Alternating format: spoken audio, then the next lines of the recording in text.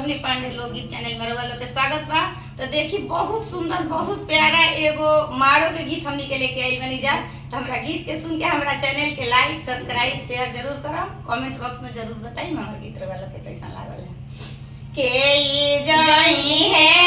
उरुबा देशवा के ई जाई है उरुबा देशवा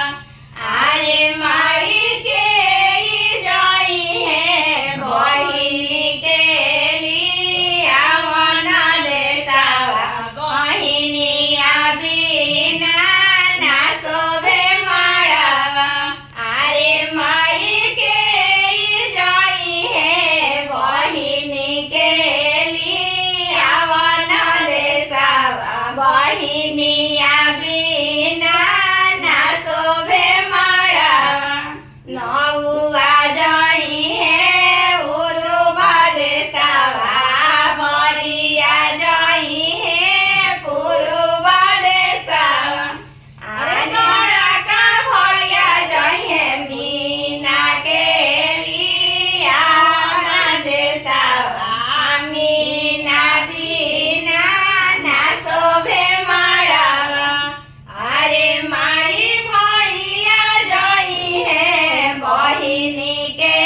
लिया वना देशवा बहिनिया बिना ना शोभे माड़वा एक बाड़े कोराए भैया जबाड़े काके भैया अरे तीसरे में गरुआया सापरे भैया कैसे जाइबो तोहार रउआ तीसरे में गरुआया सापरे भैया कैसे जाइबो तोहार रउआ एक लेबो कोराए बहिनी दूजे लेबो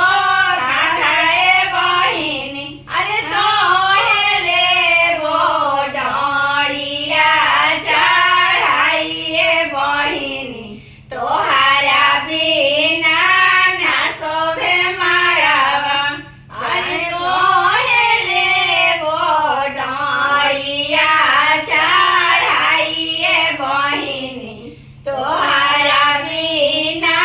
ना शोभे माड़वा। हमारा गीत अच्छा लगी तो लाइक सब्सक्राइब शेयर जरूर करम, कमेंट बॉक्स में जरूर बताई। Bye by.